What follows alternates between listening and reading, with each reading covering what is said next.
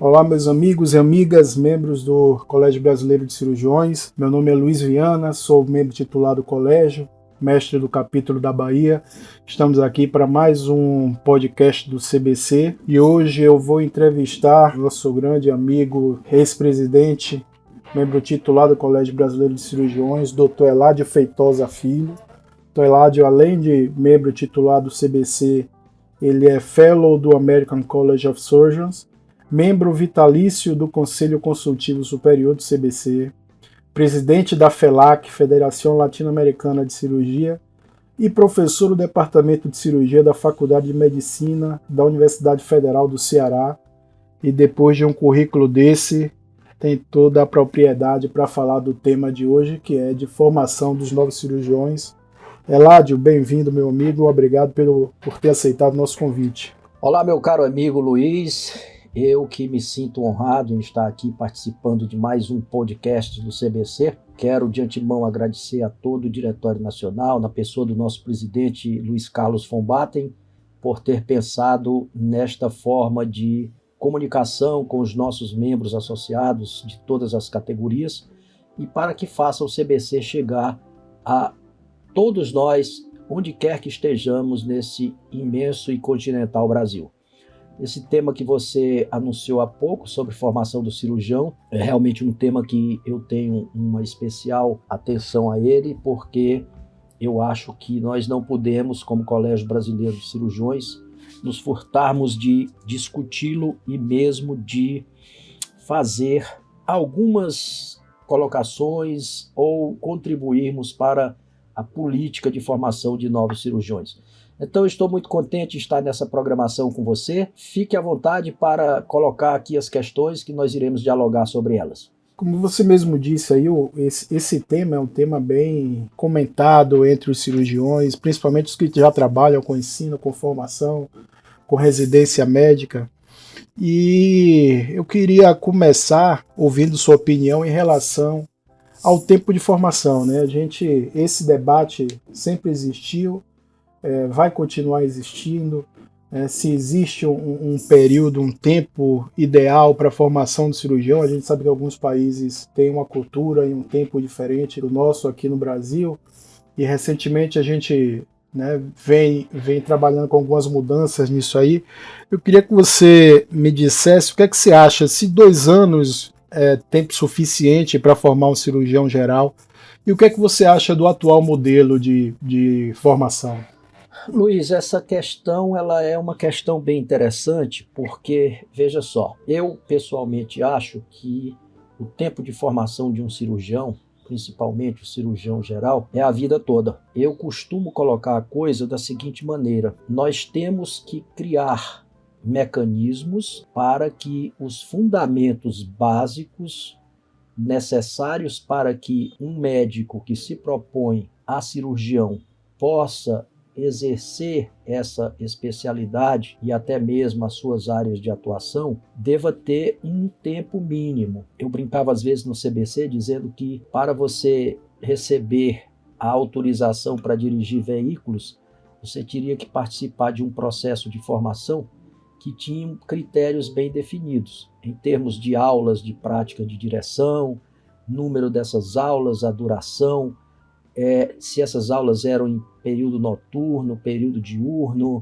Você tinha também que fazer algum tipo de avaliação do ponto de vista teórico, como conhecimento de legislação de trânsito. Tudo isso de forma mínima, mas suficiente para alguém dizer que você estava habilitado a dirigir veículos. E ao longo do processo de dirigir, que vai se sucedendo com o passar do tempo, você vai adquirindo a expertise, você vai se tornando maduro. Então eu imagino, usando essa comparação meio genérica, que teríamos que pensar em relação ao cirurgião da mesma forma. Então, para deixarmos um médico que se propõe a ser cirurgião com condições de estar habilitado a iniciar esse exercício, eu diria que hoje, dada aquela grande avalanche de conhecimentos, de tecnologias e tudo que está sendo ligado hoje ao exercício, não só da cirurgia, mas da medicina como um todo,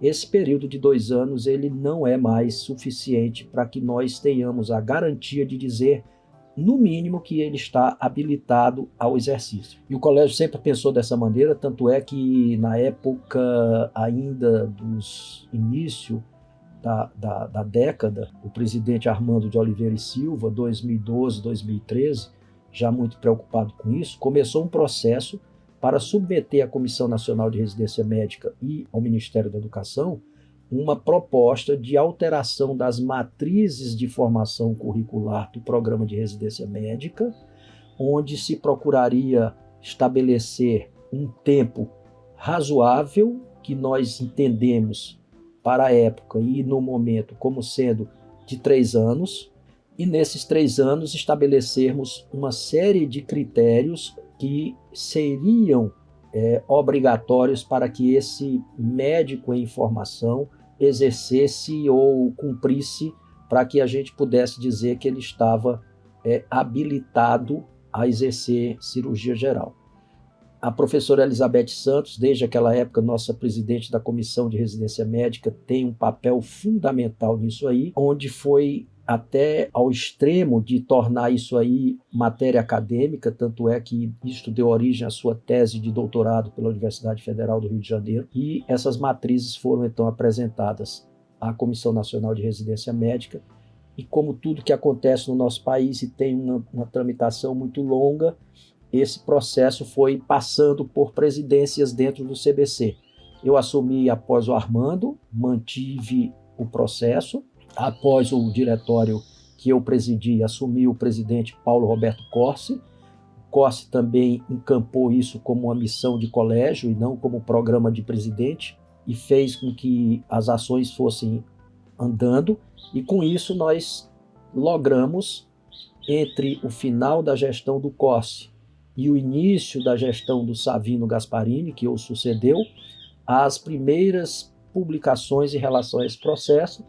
E, ultimamente, com a gestão do presidente von Batten, atual presidente e já presidente eleito para o período seguinte, nós estamos agora num processo de consolidação deste trabalho todo que você vê começou lá ainda no início desta década passada de 2012, 2013. Estamos já em 2021. Então, respondendo objetivamente à pergunta, não. 2 anos não seria mais um tempo suficiente para que nós considerássemos que um jovem médico poderia ser considerado habilitado a praticar cirurgia. E em relação à formação, eu diria que aquilo que eu falei no início, a formação é a consequência do processo inicial de habilitação, e ela se dá ao longo de uma vida até o dia que a gente para. Nós estamos continuando aprendendo aqui, eu sou de uma geração um pouco mais antiga do que a sua, mas nós dois estamos aprendendo técnicas novas, vide este podcast que nós estamos realizando, tivemos que aprender coisas. E dentro da cirurgia não é diferente. Então eu acho que 3 anos hoje é um período razoável, mas que poderá ser sempre revisto na medida em que surgirem novas demandas, principalmente da sociedade. E o que interessa à sociedade é um profissional onde ela possa ter a segurança de que estará sendo bem atendida. E o Colégio Brasileiro de Cirurgiões tem essa preocupação. Perfeito. Você falou muito bem aí, né, da formação do cirurgião, além do tempo, do modelo de formação. Eu queria conversar também um pouquinho em relação a esse aspecto, né? Hoje a gente ainda vive, na maioria dos programas, o modelo halstediano, que é um modelo, né, bem antigo, que é baseado na liderança absoluta do cirurgião, né, na autoridade inquestionável do cirurgião. E hoje a gente vive talvez uma realidade um pouco mais diferente, né? As gerações vão passando. Hoje o cirurgião tem que se moldar muito às relações interpessoais, à multidisciplinaridade, né? Vem capacitação tecnológica, e lógico que tem toda uma geração aí, como você falou, nós somos de gerações anteriores, e o que eu percebo é que as gerações atuais, elas focam muito na qualidade de vida, que é algo que, não digo incompatível, mas que não era muito priorizado antigamente, né, pelos cirurgiões em formação. Você acha que esse modelo clássico, digamos assim, ele precisa mudar? Você acredita que o modelo de de formação, não só o tempo, mas o modelo de ensinar, aquela frase clássica, né, de veja uma vez, faça uma vez, ensine uma vez. O que é que você teria a nos passar sobre isso aí? Luiz, eu vejo isso em dois cenários, na realidade, sabe? O cenário rígido daquilo que nós tínhamos da figura do cirurgião mais antigo, que era aquele ser quase Deus, a quem não se permitia qualquer tipo de, não diria nem de contestação, mas de questionamento, vamos dizer assim, porque ele era o Senhor absoluto de tudo. Eu acho que isso aí era um momento de exagero desse estereótipo. Na realidade, eu continuo achando que, em se tratando de liderança e em trabalho de equipe, é fundamental que exista a presença desse líder ou desse comandante, porque a ele caberá, ao final, a responsabilidade sobre todos os atos que são praticados em torno desse grupo de pessoas que seriam, vamos dizer, os atores desse cenário cirúrgico. O que, na minha opinião, mudou com o passar do tempo, isso em relação à questão da figura intocável do cirurgião, é que o trabalho hoje ele é um trabalho interdisciplinar. Então nós não temos mais, como nos tempos antigos e heróicos, a figura do cirurgião onde tudo começava e findava com ele. Na realidade, esse conhecimento multifacetado hoje em dia muda essa figura e faz com que os novos ambientes sejam mais nesse aspecto da interdisciplinaridade, onde todos têm um papel, onde todos têm uma responsabilidade, onde os papéis são interligados, mas onde existe a necessidade de uma liderança. Então, nesse sentido do modelo halstediano, eu diria que ele continua atual, válido, apenas com uma nova roupagem. Uma grande orquestra é feita por inúmeros músicos que tocam variados instrumentos, mas que, para terem o sucesso na execução de qualquer peça, dependem de uma figura central que os lidera, que os conduz e que os comanda. Então, nesse sentido, eu continuo achando que esse aspecto é importante. Agora, com relação à questão de essa avalanche tecnológica, é praticamente impossível que o cirurgião domine tudo sozinho. E aí eu acho que a mudança está no processo de gestão compartilhada. Embora exista um comando, o comando não é aquele comando ditatorial, onde só vale a voz de cada um que está à frente desse comando. A rigor, hoje, tudo é compartilhado.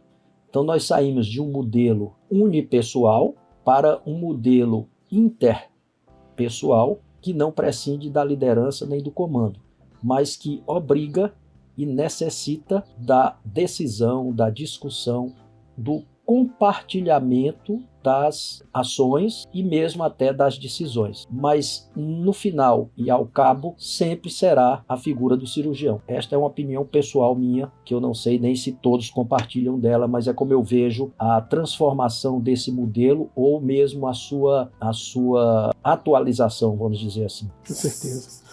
Outro ponto fundamental também, Elad, que eu acho que a gente devia pelo menos pontuar ou comentar aqui, a capacitação, né, a preparação do cirurgião para o mercado de trabalho, né? Cada dia mais competitivo, a gente vê aí vendo uma crescente importante das faculdades de medicina e, ao meu ver, ainda falta a gente, lógico, né, também vendo da época que definiu medicina como sacerdócio, o que eu acho que cabe, mas a gente precisa pensar com ressalvas em relação a isso. Você acha que falta também essa parte de preparação do profissional para o mercado, a partir do momento que ele termina a residência? Tecnicamente ele pode estar preparado, mas eu acredito que você conduzir a sua carreira é algo que você precisa até mais de capacitação do que a parte técnica. O que é que você acha em relação a isso? Isso é uma questão muito interessante, sabe, Luiz? Porque, a rigor, nós temos algumas coisas que são importantes a gente pontuar aqui. O primeiro delas é a formação enquanto médico. As nossas escolas médicas, apesar da sua longevidade, pelo menos aqui no nosso país, aquelas tradicionais, mesmo assim, elas não contemplam ou se contemplam ou fazem de forma muito superficial esses aspectos na formação do médico. Então, dentro das nossas escolas, nós somos confrontados ou somos apresentados a uma série de informações técnicas de altíssimo nível, mas que estão voltadas apenas para um foco, que é o diagnóstico e o consequente tratamento daquilo que apresentam os nossos pacientes. Então, como nós vamos fazer o diagnóstico? A gente vai ser apresentado a essas tecnologias cada vez mais sofisticadas. Como nós vamos fazer o tratamento, nós vamos ser apresentados a uma série de opções também cada vez mais elaboradas e sofisticadas, mas nós somos sequer ensinados como funciona o processo do exercício de toda essa capacidade que nós estamos adquirindo. Eu vou dar um exemplo aqui, muito simples, que é o seguinte: quando nós nos vemos diante de um equipamento novo, vamos colocar um telefone celular, um desses modernos, no mínimo, nós vamos dar uma lida no manual para saber quais são aquelas funções básicas que eles têm para nos permitir aplicar e poder tirar proveito dele. Bom, em primeira análise, as nossas faculdades de medicina, e aí depois a gente poderia fazer um recorte sobre a quantidade de faculdades de medicina que a gente tem visto por aí atualmente, mas de uma maneira simplista, as nossas faculdades vão nos preparar para um exercício profissional naquilo que é praticamente o imediato. Então, qual é o ambiente de trabalho praticamente imediato de qualquer médico que se gradua em medicina? É um sistema único de saúde. E muito pouco ou quase nada nos é ensinado sobre o funcionamento desse sistema. Eu vou dizer isso para você porque em 2005 eu já tinha quase 30 anos de médico. E por ser servidor público aqui do município de Fortaleza, no hospital de pronto-socorro, eu fui convidado por um colega secretário de saúde para gerenciar um setor que para ele era muito importante, que era a regulação das internações hospitalares de Fortaleza. Então, eu fui ser chefe da Central de Regulação de Leitos. E a primeira coisa que ele passou para mim é que eu iria fazer o papel de regulador. E eu perguntei para ele qual era o papel de um regulador, porque a única coisa que eu entendia de regulação até então era uma propaganda muito antiga que se fazia de 2 remédios destinados às mulheres relacionados ao seu fluxo menstrual, que era o regulador Xavier número 1 para o excesso e o número 2 para a escassez. Então eu disse, olha, eu nunca fui ensinado a fazer nada disso, então eu vou ter primeiro que aprender. E aí aprendi daquela maneira que a gente aprende, aprende a andar de bicicleta andando e caindo. Mas, veja, é um dos setores do sistema de saúde de extrema importância e que a gente sequer ouve falar dentro da faculdade. E como eu era, à época, coordenador de uma disciplina de cirurgia de urgência na universidade, a partir disto eu introduzi no currículo da minha disciplina uma aula que tinha princípios básicos de regulação médica das urgências e emergências, para no mínimo a gente saber falar. Então veja, se nós colocarmos a preparação para o mercado de trabalho no sentido de entendermos o funcionamento dos equipamentos, entre aspas, que constituem esse mercado, e esse mercado inicial é o Sistema Único de Saúde, eu digo para você que nós não somos bem preparados. Agora, se você me perguntar se eu sou bem preparado como médico e depois como cirurgião para exercer a atividade assistencial pura e simples, eu diria que, de um certo modo, sim. Um residente de cirurgia que sai das nossas residências, independente de ter até há pouco sido 2 anos, mas ele era capaz de prestar um bom atendimento cirúrgico. Agora, eles precisam entender que o amadurecimento, o julgamento cirúrgico, a indicação da cirurgia, ela vem exatamente com o tempo, quando nós nos deparamos com a experiência. E aí é importante haver esse intercâmbio do cirurgião jovem, trabalhando junto a um cirurgião mais experiente e até mesmo dos mais veteranos.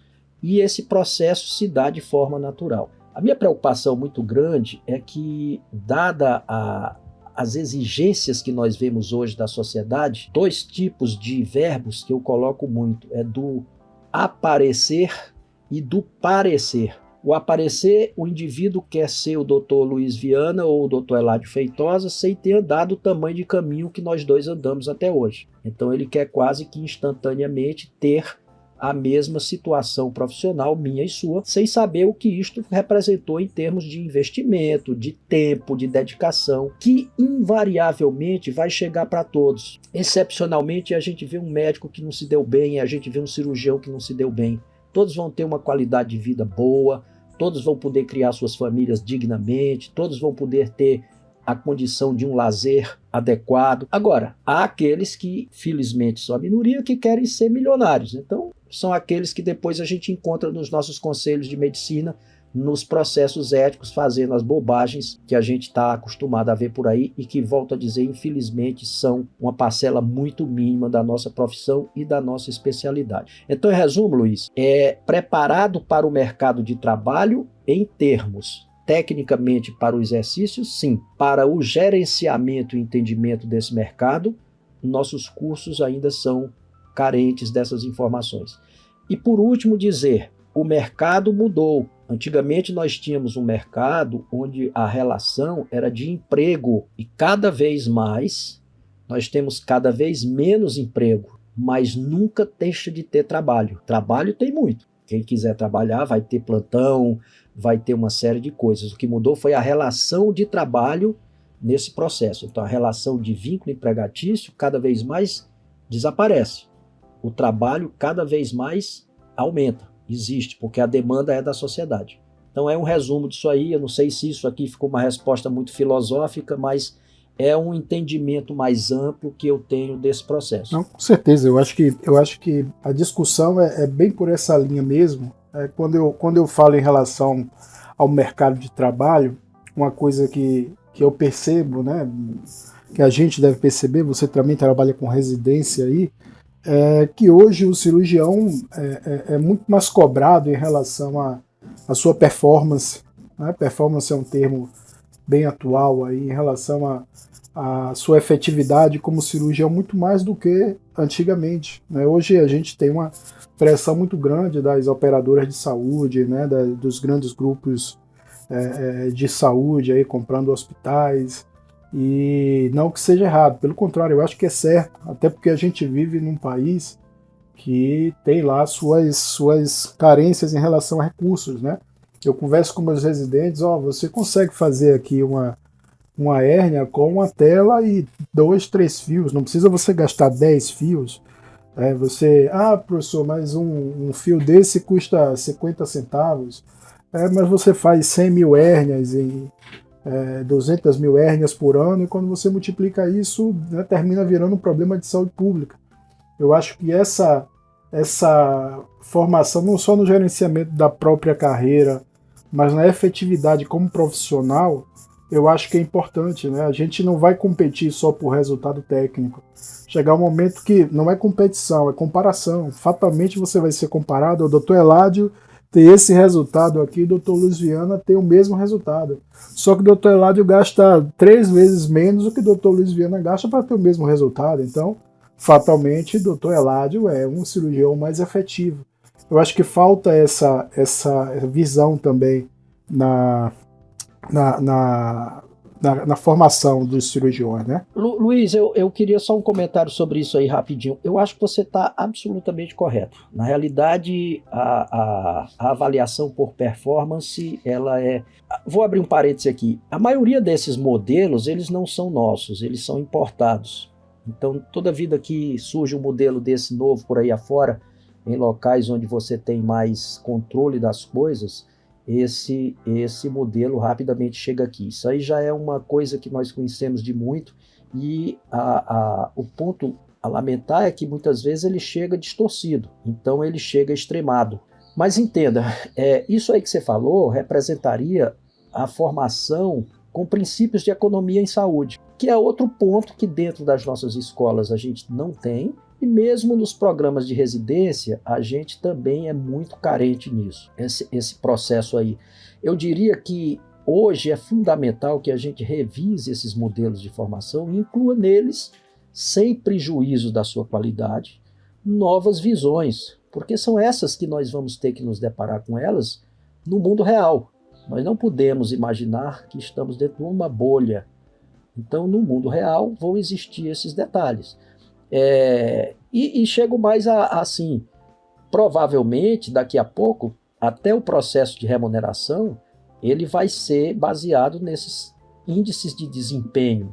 Então, quando você faz uma cirurgia de hérnia e o que está envolvido nela, comparado com a outra cirurgia de um outro colega da mesma doença, ele tem um desempenho do ponto de vista econômico menor do que o seu, isso aí já o deixa em diferença. Mas a gente tem que analisar também o desfecho, porque eu sou fã de economia. Eu só acho que a economia não deve se prestar para ser a base para a porcaria. Economia é o uso racional, evitar-se os desperdícios e, principalmente, obter desfechos, no mínimo, semelhantes àqueles processos onde houve um custo, entendendo como custo algo bem genérico, não só o custo financeiro, um custo maior. Mas é assim, e nós que estamos hoje aqui no papel de ensinar, também temos ensinado isso? Ou o nosso tempo também nos obriga a, de repente, achar mais interessante ensinar ao nosso residente o que é um ligamento de Cooper, que é uma face de Scarpa, onde é que a gente deve fazer o cuidado para não lesar uma artéria epigástrica, que são os detalhes técnicos, sem se preocupar com as coisas. Então, tudo isso é muito bom por um aspecto. Mostra que a gente precisa repensar e propor sem sacrificar o que é fundamental, que é qualidade. Qualidade assistencial, que é representada por desfecho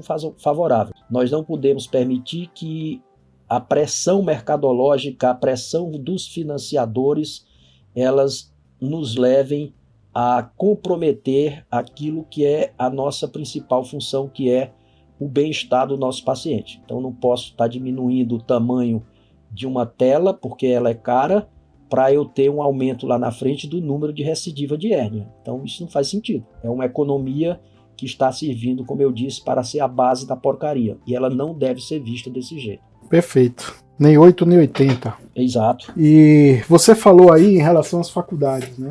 Não tem como a gente não citar o grande número de faculdades de medicina aí que surgem, né? Algumas com suas condições técnicas favoráveis e outras nem tanto. Aí eu queria que você comentasse um pouco em relação a isso, em relação a esse aparecimento desse número absurdo aí de faculdades. E eu acho que a compatibilidade com o número de campos de prática, né? Já que a cirurgia é uma especialidade eminentemente prática. A gente precisa estar treinando o residente em campo. E o que a gente percebe é que os campos de prática, principalmente de residência médica, não vêm acompanhando. O que vem surgindo são algumas escolas de pós-graduação aí já identificando essa lacuna. E eu acho que tem um apelo muito mais mercadológico e a gente termina deixando de lado essa formação do cirurgião. Eu queria que você passasse a sua opinião em relação ao número de egressos que não vai ser, com certeza, absorvido pelos campos de prática que nós temos atualmente. Luiz, essa opinião, eu quero que fique bem clara, que ela não representa, a princípio, uma opinião institucional. O que eu falo aqui é a minha opinião pessoal, embora nós estejamos aqui numa programação do Colégio Brasileiro de Cirurgiões, mas é importante deixar claro, e para que as pessoas não confundam, que o colégio tem um posicionamento parecido com esse que eu vou dizer aqui agora. O colégio teve um posicionamento claro e foi institucional no momento em que ele assumiu que 2 anos de residência para a formação de um cirurgião geral ou para mínimo necessário para que se considerasse esse profissional habilitado ao exercício da cirurgia não era mais suficiente. Isso foi uma decisão oficial. Aqui é uma visão pessoal. A minha visão pessoal desse processo é a seguinte: Formar escolas médicas neste país virou um grande negócio. Um grande negócio que, na quase totalidade das vezes, está atrelado a interesses políticos. Então, se nós formos buscar as inúmeras faculdades de medicina que surgiram no nosso país de um certo tempo para cá, elas todas têm, de algum modo, vinculação com indivíduos ou grupos ligados à atuação política partidária.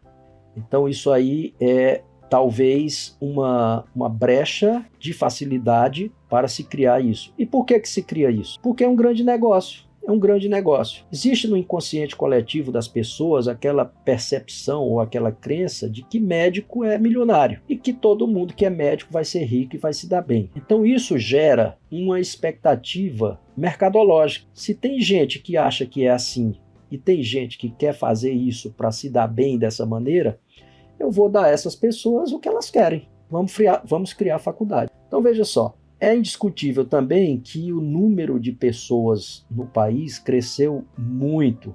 Quando eu fiz a minha faculdade de medicina aqui em Fortaleza, nós só tínhamos um curso de medicina, que era da Universidade Federal do Ceará, onde hoje eu estou como professor, e a população do Ceará, 40 anos atrás, era muito menor do que aqui é hoje. E provavelmente naquela época, o número de médicos que essa faculdade formava por ano, a minha turma fomos 120 médicos. Essa demanda era perfeitamente atendida. Hoje em dia o Ceará já tem praticamente 10 milhões de habitantes. Então há de se supor que aumentou a necessidade e não tinha mais como você ter apenas uma faculdade de medicina. Então a criação de novos cursos, provavelmente, ele tem uma certa razão de ser.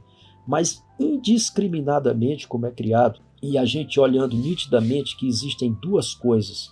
Primeiro é construir um prédio e fazer sala de aula, porque nós sabemos muito bem que na primeira fase da nossa formação, as disciplinas elas são muito voltadas para uma formação teórica e que prescindem, assim de uma forma menos intensa, da necessidade de campos de prática mais sofisticados. E mesmo estes, um laboratório de histologia ou algo parecido que dê um treinamento menor, um treinamento complementar para os formandos, tudo bem. Mas quando nós entramos naquelas fases dos cursos, onde a gente chama de ciclo profissional, onde os alunos entram realmente no contato com o paciente, que a maior sala de aula que nós temos é o próprio paciente, esses cursos não estão prontos para isso. A gente vê muito claramente aí a quantidade de cursos de medicina que não tem um hospital-escola. Bom, mas isso aí é preciso que eles tenham? Nós temos tantos hospitais aí que estão funcionando de forma precária e eles, por serem privadas, não poderiam fazer convênios e até servirem como uma forma de financiamento para a manutenção dessas instituições hospitalares? Provável que sim. Provável que sim. Só que o que a gente vê, pelo menos no exemplo aqui no meu estado, é que todas as faculdades privadas que surgiram, elas, quando chegam nessa fase, se utilizam do serviço público para treinamento. E se utilizam desse serviço público, de um modo geral, de uma forma, digamos assim, despreocupada ou descompromissada. Vou explicar o que é que eu quero dizer com isso. Chega uma turma de alunos que precisa fazer um estágio em emergência. Então eles fazem um convênio com um hospital de emergência e mandam seus alunos para lá. Só que lá quem vai receber esses alunos são os colegas que estão tocando a assistência no hospital e que não foram perguntados se queriam ensinar, não foram avaliados para saber se têm competências para ensinar e que, muito pior do que isso, não vão ser remunerados por este tipo de ensino. Então o que muita gente vê às vezes são alunos de quinto, sexto ano sendo orientados por residentes de primeiro ano, são aqueles que estão mais frequentemente nos plantões, e que saíram da faculdade ontem. E eu falo isso em cirurgia, por exemplo. Então vão ser suturas dentro de uma emergência, e aí quem é que vai dar uma instrução? e por aí vai. Então eu acho o seguinte, existe a necessidade de que se faça uma avaliação efetiva desses cursos para saber qual é a qualidade do produto que eles estão entregando à sociedade e assumir, e aí quem tem que assumir é quem assumiu a liberação, que nada mais é do que o governo, assumir o papel de fechar. Só que não existe essa vontade política. O ministro Adib Jatene, que foi nosso membro emérito, ganhou o Prêmio Colégio Brasileiro de Cirurgiões, ele, professor titular da Faculdade de Medicina da USP, enquanto ministro, ele levou algumas ideias que ele tinha como cidadão para o ministério e rapidamente essas ideias, por serem simpáticas aos políticos e por verem eles a possibilidade de tirarem vantagem delas, se apropriaram delas e desvirtuaram-nas. Vide a questão da CPMF. O professor Jatene chegou a fazer parte de uma comissão do Ministério da Educação à época, que fez um extenso levantamento dos cursos que existiam, e ele chegou a fazer com o grupo dele uma recomendação para que se suspendesse a entrada de novos alunos em determinados cursos, até que esses cursos se adequassem às exigências que eles encontraram lá como sendo carências. Foi um trabalho sério, um trabalho muito, muito, muito profundo, e que não deu em nada. Não houve suspensão de vestibular, não houve nada. Então eu acho o seguinte, nesse aspecto aí, infelizmente, a gente vai ter que usar a lei de mercado. O mercado regula. E o mercado vai regular como? O mercado vai regular as custas do lado fraco. O lado fraco é o doente. Então, quando começar a morrer gente por conta de médico mal formado, cirurgião já acho um pouco menos provável, porque aí já é um funil maior, mas corre-se esse risco também. Então, é aquela história. Eu acho que foi política, continua sendo política, e tudo isso nós, entidades médicas e sociedades médicas especializadas, temos que estar bem atentos e nos mostrarmos sempre como contrários a esses tipos de práticas e oferecermos, porque não basta somente ser contra, nós temos que oferecer as alternativas e nós temos que nos inserir nos meios onde são construídas essas políticas para que possamos exercer a nossa influência, a nossa capacidade no sentido de aprimorá-las. Então não é simplesmente dizer, não, o colégio não é a favor disso ou daquilo, o AMB não é a favor disso ou daquilo, e ficar só no discurso vazio.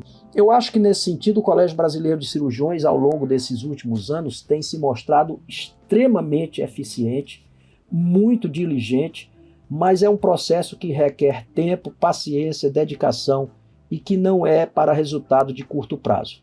Mas nós temos que avançar nele, porque com certeza é por aí que nós vamos minimizar, eu não diria resolver, mas pelo menos minimizar essa questão. Finalizando e resumindo, a maioria das escolas criadas de um certo tempo para cá são absolutamente voltadas a um aspecto de ordem mercantil, financeira, para enriquecimento dos seus proprietários. E é a opinião pessoal minha. Ressalvo que isto não é uma opinião institucional do colégio, é uma opinião minha, Eládio Feitosa, cirurgião geral. Voltando aqui um pouquinho para a parte técnica, Eládio, a gente sabe, a gente que lida muito com ensino, com residência principalmente, a gente sempre tenta passar para o residente que é muito mais importante formar um cirurgião que saiba analisar, que saiba aplicar, que conheça a clínica cirúrgica, do que um residente que basicamente repete a técnica, né, ou só faz o que o preceptor manda, digamos assim, e termina perdendo o senso crítico na hora da atuação, principalmente quando ele estiver no mercado. Por outro lado, a gente está agora, não agora, mas já há algum tempo, com a cirurgia minimamente invasiva, né, e muito atuante. Agora já a robótica aí já é realidade, e com isso trouxeram, né, alguns mecanismos, principalmente de simulação, que eu acho que, pelo menos na minha opinião, é um dos grandes ganhos e grandes benefícios aí que a cirurgia ganhou, principalmente com o advento da cirurgia minimamente invasiva. E eu não vejo muito instituído, digamos assim, talvez por até alguma disponibilidade, nos programas de residência. O que é que você acha do uso da simulação na residência médica, principalmente de cirurgia? Qualquer tipo de avanço que represente uma melhor condição de tratamento para os doentes, que diminua a agressividade desses tratamentos no sentido de que ele não deve agredir mais do que o necessário. É como se a gente aqui, comparando com uma guerra, tivéssemos uma metralhadora matraqueando e um atirador de elite. Então, quanto mais preciso ele for, ele restringe-se ao foco que tem que ser resolvido. Então, isso eu acho que é super importante. O que me preocupa em relação ao ensino, eu não tenho dúvida de que ele precisa ser inserido no ambiente de ensino, de formação da cirurgia, mas a gente tem que entender que, principalmente num país de dimensões continentais como o nosso, isto não vai estar disponível da mesma maneira para todos em todo lugar. E a nossa preocupação tem que ser em relação ao acesso do paciente ao tratamento. Eu acho que dar aos residentes, na sua formação, a oportunidade de terem contato com esses métodos e esses ambientes de simulação é muito importante. Só não é interessante que a gente crie isto como objetivo final, porque aí nós vamos ter uma coisa que sempre houve. É o Dr. Luiz Viana, exímio cirurgião, capacitado a fazer cirurgia robótica, que opera uma hérnia inguinal por acesso robótico, que trabalha... Isso aqui tudo é ficção, tá? Trabalha no Hospital Aliança, que é um dos hospitais de referência da cidade de Salvador, e um cabra que está lá em Irecê, com a hérnia inguinal, e que tem um cirurgião lá que não sabe operar uma hérnia inguinal de uma forma convencional, embora ele tenha lá um hospital capaz de fazer uma cesariana, que é uma cirurgia que se faria com um bloqueio peridural ou raquidiano, o mesmo que ele usaria para operar uma hérnia inguinal. E obriga esse paciente de Irecê a sobrecarregar o sistema de saúde e ter que sair da sua cidade para poder chegar ao Dr. Luiz Viana no Hospital Aliança, se é que ele vai poder chegar lá. Eu não sou contra a tecnologia, eu acho que tecnologia é importantíssimo. O que nós temos é que dimensionar a aplicabilidade e a acessibilidade da tecnologia. Nos dias atuais, onde a formação requer que a gente esteja levando aos formandos, e quando eu falo em formação e formando, eu falo em relação aos nossos residentes. Essas informações é fundamental. Agora veja só, eu tenho aqui no Ceará, nem sei mais quantas faculdades de medicina são, porque saiu aqui outro dia outras, mas vamos lá, os programas de residência médica em cirurgia geral. Eu tenho aqui na cidade de Fortaleza em 5 hospitais, e no interior eu tenho mais 2 ou 3. E em toda a cidade de Fortaleza, considerando os hospitais privados, porque todos esses programas de residência estão em hospitais públicos ou filantrópicos, só existe um robô na cidade de Fortaleza. Então é uma tecnologia importante, ela vai avançar, mas a gente tem que dimensionar o papel dela em cada ambiente. Você ir para o Hospital Celebration em Miami e dizer que lá tem 30, 40 robôs, é um cenário que é completamente diferente do cenário de Fortaleza. Você vai de Fortaleza, que botou robô antes de Recife, e hoje Recife, se não me falha a memória, com certeza tinham 3, acho que hoje tem 4.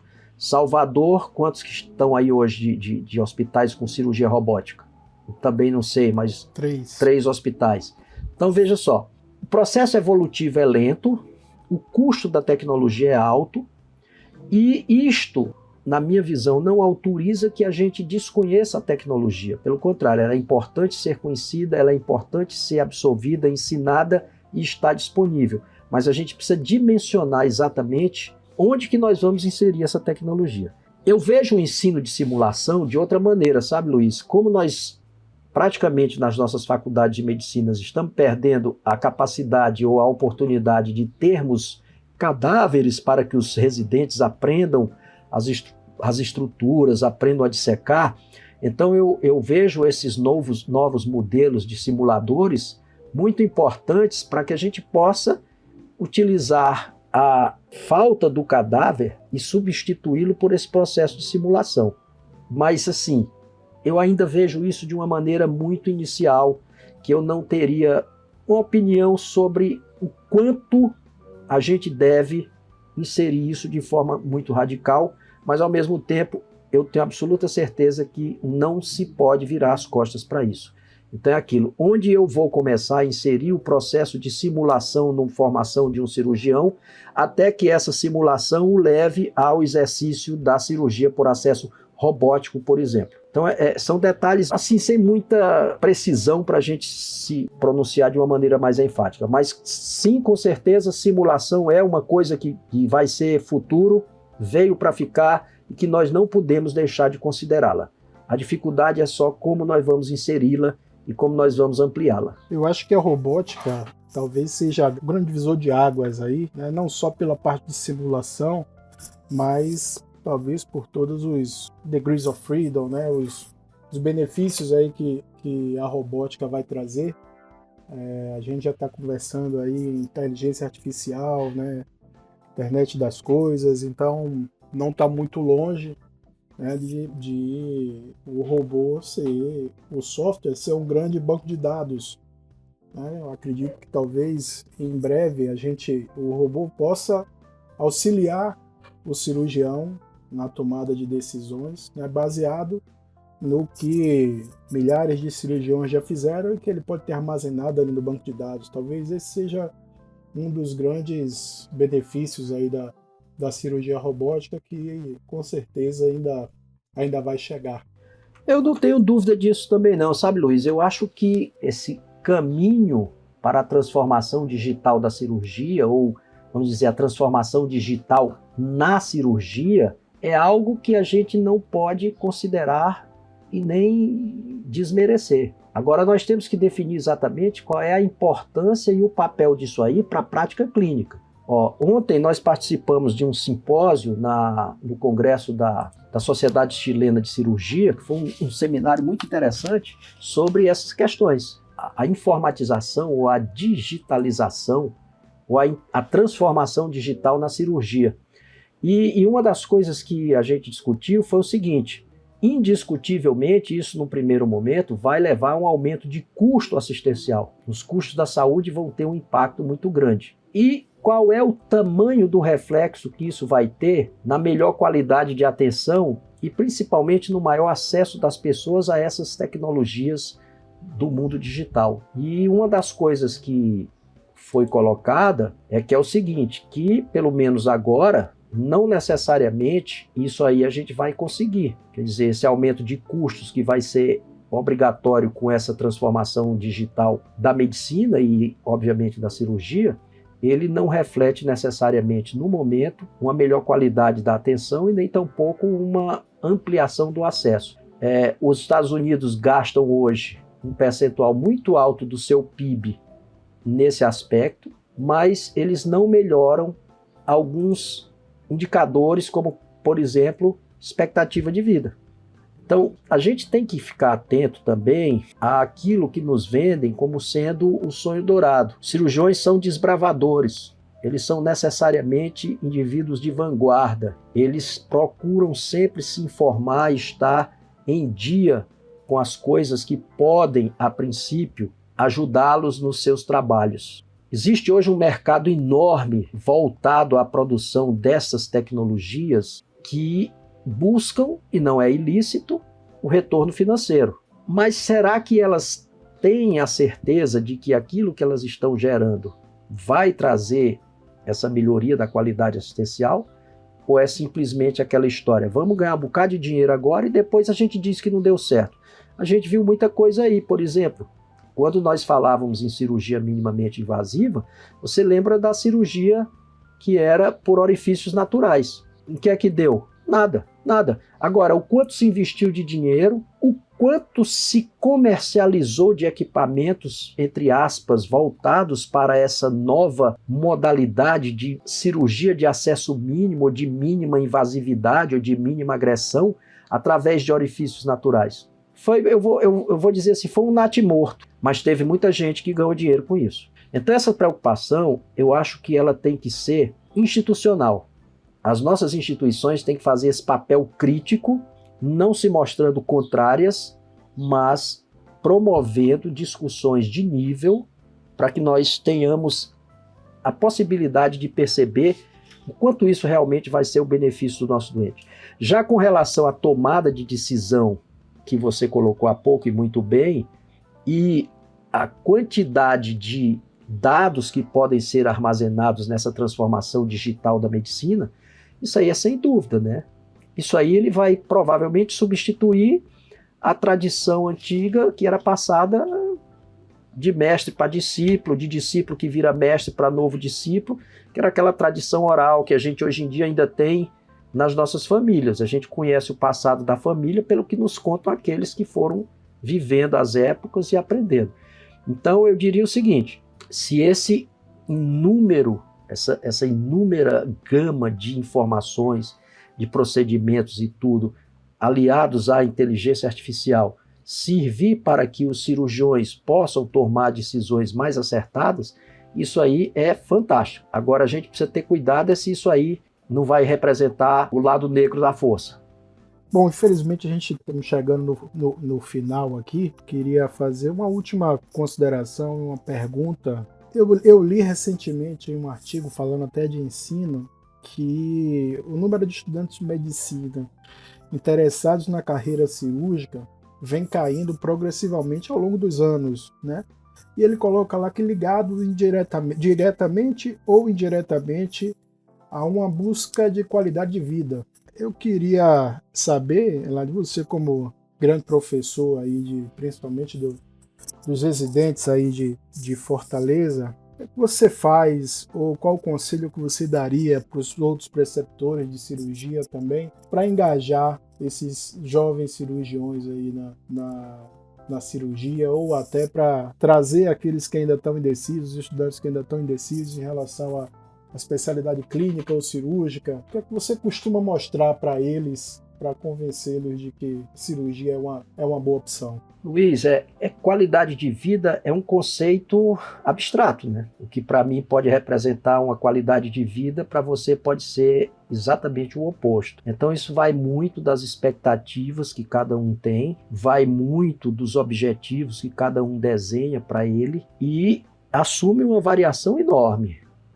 Eu diria o seguinte, cirurgia não é uma escolha fácil, ela requer dedicação, ela requer estudo, ela requer paciência, ela se caracteriza por ter uma coisa que é imprevisibilidade, na medida em que área de atuação você vai estar, porque muitas vezes você pode estar dentro de uma situação, digamos assim, onde você diga, não, vou escolher essa área da cirurgia, porque essa aqui não vai ter plantão, essa daqui não vão me acordar no meio da noite, mas essa daqui você não garante que possa ter algum desfecho desfavorável. Eu vi há pouco aí, andou circulando nos nossos grupos, não sei se chegou a ver você, um dentista que estava fazendo uma lipoaspiração no pescoço de uma cliente e que lesou um vaso importante do pescoço. Então, ou seja, ele estava fazendo algo provavelmente além do domínio dele e ele teve que se estressar de algum modo, então ele vai ser um cara negligente. Então, vai exigir muito trabalho? Vai. Ninguém chega ao topo da montanha sem começar pela base. O desestímulo, ele hoje também está calcado talvez em cima de uma série de coisas que as pessoas estão analisando como sendo muito trabalho para pouco resultado.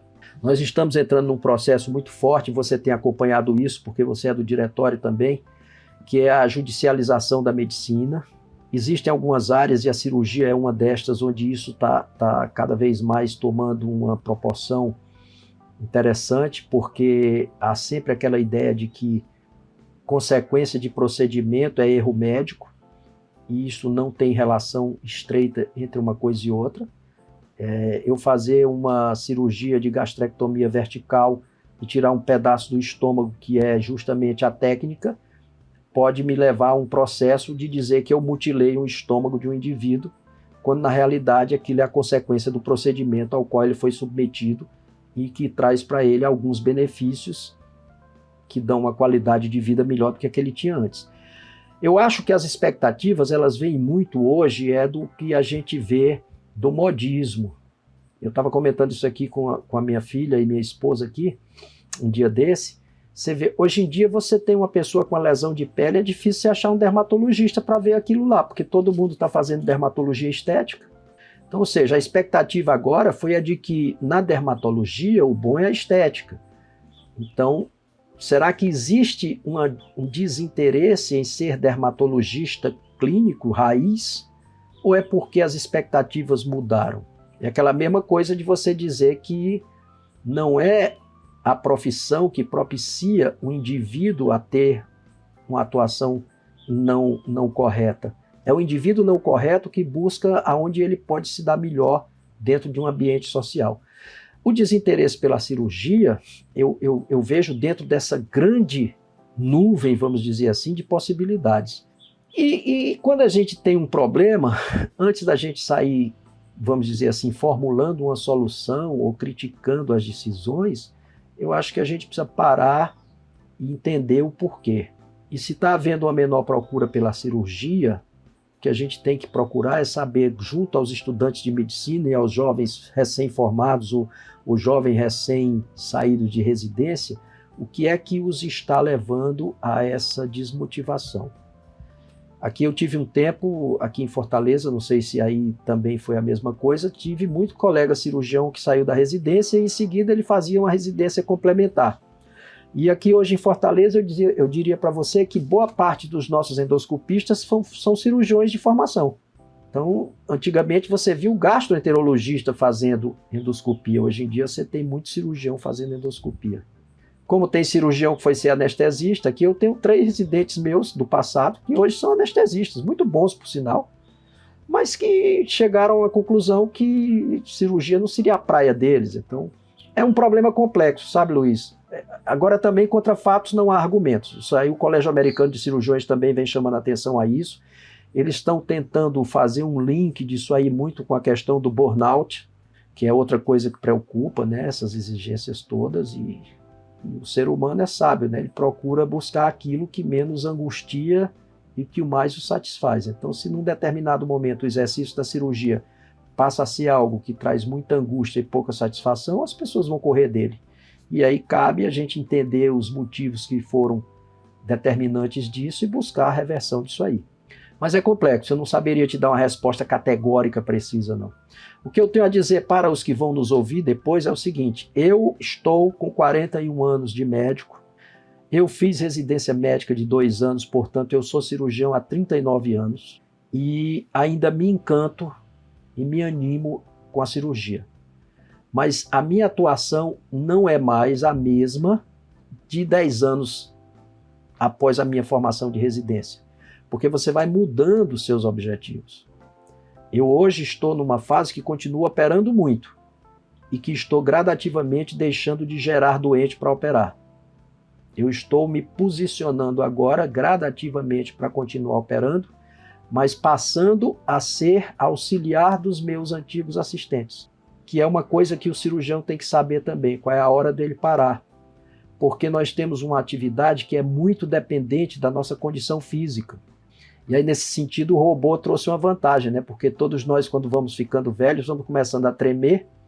E do robô, eu ouvi isso do professor Alcino Lázaro, ele vai transformar os cirurgiões velhos tremendos em tremendos cirurgiões. Então, todo mundo que tremia não treme mais. E se não treme mais, faz belas cirurgias. Então, ele é um cirurgião que tremia e agora ele é um tremendo cirurgião. O Colégio Americano de Cirurgiões se preocupa muito com isso. Inclusive, ele tem programas no Colégio Americano que procuram apoiar e suportar esses cirurgiões que vão entrando no processo de envelhecimento. E isso não quer dizer que eles não sirvam mais para a cirurgia. Eles têm que ter cuidado em continuar operando, porque à medida em que você vai diminuindo as suas capacidades físicas e cognitivas, você se expõe mais ao insucesso. E aí o segredo também é a hora de saber redimensionar isso aí sem estresse. Mas é isso aí, Eladio. Eu queria mais uma vez lhe agradecer aí pela disponibilidade dizer que foi muito interessante, muito legal aí o bate-papo. Pena que a gente não pode continuar, dá essa sensação em todos os podcasts que eu gravei. A gente termina se envolvendo, o assunto vai surgindo, a gente quer discutir mais, mas infelizmente vamos ter que deixar para numa segunda oportunidade, que eu tenho certeza que temos assunto para isso, né? Convidar todos os ouvintes aí a continuar assistindo o nosso Cirurgia em Pauta, o podcast do Colégio Brasileiro de Cirurgiões. Aproveitar para estimulá-los aí a enviar sugestões de pautas, de temas, de convidados pelo próprio site do CBC, cbc.org.br, e passar aí a palavra para Eládio, né, para suas considerações finais, agradecendo mais uma vez aí ao CBC pela oportunidade.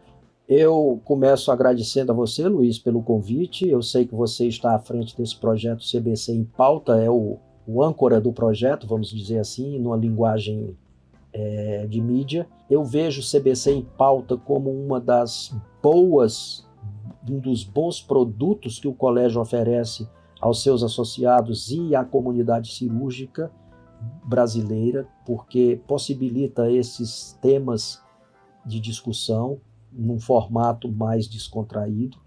Eu entendo que o CBC em Pauta não se propõe a ser definitivo em absolutamente nenhum dos temas que ele se leva à discussão. Ele se propõe, pelo contrário, a ser propositivo e provocativo, ou provocador, no sentido de fazer com que as pessoas, a partir disto, desenvolvam conversas, ações que levem a um melhor entendimento desses temas.